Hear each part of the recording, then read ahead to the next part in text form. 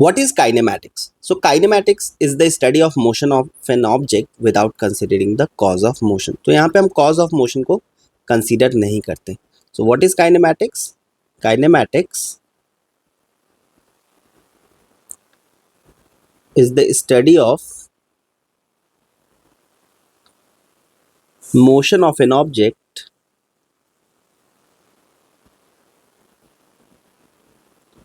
without considering the cause of motion.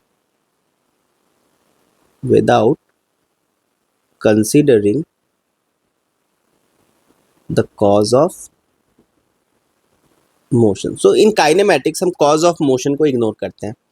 Generally cause of motion होता है क्या है? फोर्स. तो इस चैप्टर में हम फोर्स को कंसीडर नहीं करते हैं. यहाँ पे डायरेक्टली हम मोशन को डिस्कस कर रहे होंगे. Next, what is point object? So kinematics पढ़ते वक्त हम ऑब्जेक्ट को पॉइंट ऑब्जेक्ट की तरह ट्रीट करेंगे, मतलब एज ए पार्टिकल उसको हम ट्रीट करेंगे. एंड पॉइंट ऑब्जेक्ट का मतलब क्या है? A body without dimensions.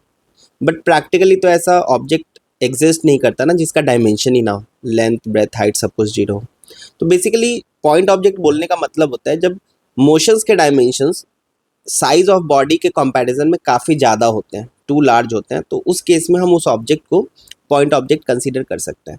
जैसे एक एग्जांपल लेते हैं, अगर सन और अर्थ सिस्टम को हम कंसीडर करें तो अर्थ को हम पॉइंट ऑब्जेक्ट ट्रीट कर सकते हैं क्योंकि सन और अर्थ के बीच का जो डिस्टेंस है वो काफ़ी ज़्यादा है. तो मोशन डिस्क्राइब करने के लिए जो डायमेंशंस रिक्वायर्ड है वो साइज ऑफ ऑब्जेक्ट से ज़्यादा है, तो उस केस में हम पॉइंट ऑब्जेक्ट कंसीडर कर सकते हैं.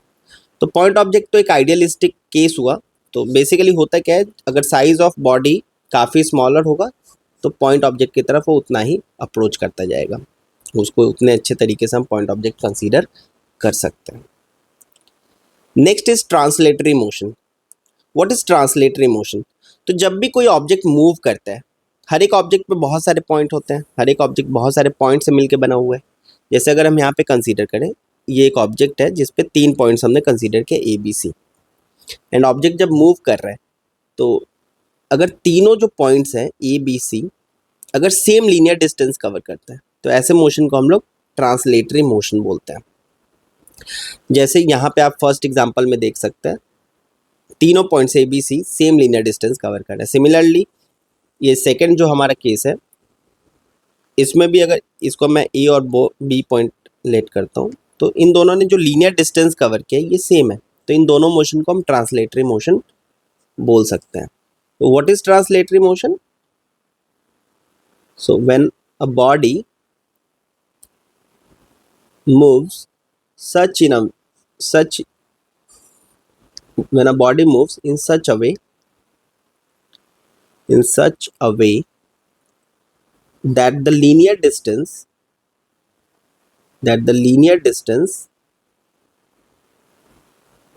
covered by each particle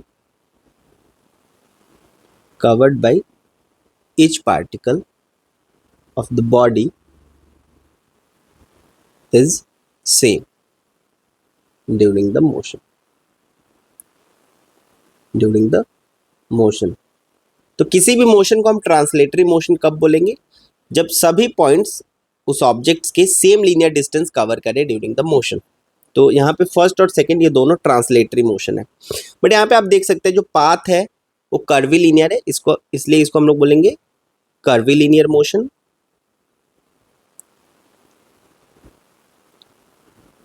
and यहाँ पे जो पाथ है वो एक स्ट्रेट लाइन है, that is rectilinear. So rectilinear motion, rectilinear motion मतलब हम ट्रांसलेटरी मोशन को दो पार्ट्स में डिवाइड कर सकते हैं. एक हो गया कर्वी लीनियर मोशन और दूसरा हो गया रेक्टिलिनियर मोशन. क्लियर है ये पॉइंट? सो अगर आप देख सकते हैं कि यहाँ पे बॉडी जो है अगर अपना ओरिएंटेशन चेंज कर लेता तो क्या पाथ सभी बॉडी के लिए इक्वल होता, सभी पॉइंट्स के लिए इक्वल होता? तो नहीं होता. तो यहाँ पे एक चीज़ हमें कंसीडर करना है, दैट ट्रांसलेटरी मोशन तभी पॉसिबल होगा जब बॉडी अपना ओरिएंटेशन चेंज ना करे. एक एग्जांपल के थ्रू समझते हैं. यहाँ पे एक ऑब्जेक्ट है, एक बॉडी है जो रोटेट कर रहा है. तो अगर इस बॉडी पे मैं 2 पॉइंट्स कंसीडर करूँ ए और बी, तो क्या ये ट्रांसलेटरी मोशन है?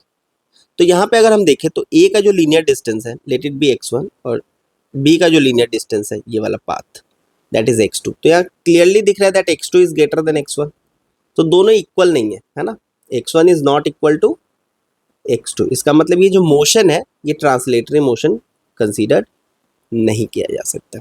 आई होप आपको ये अच्छे से समझ में आ गया। इसको कंटिन्यू करेंगे हम नेक्स्ट क्लास में।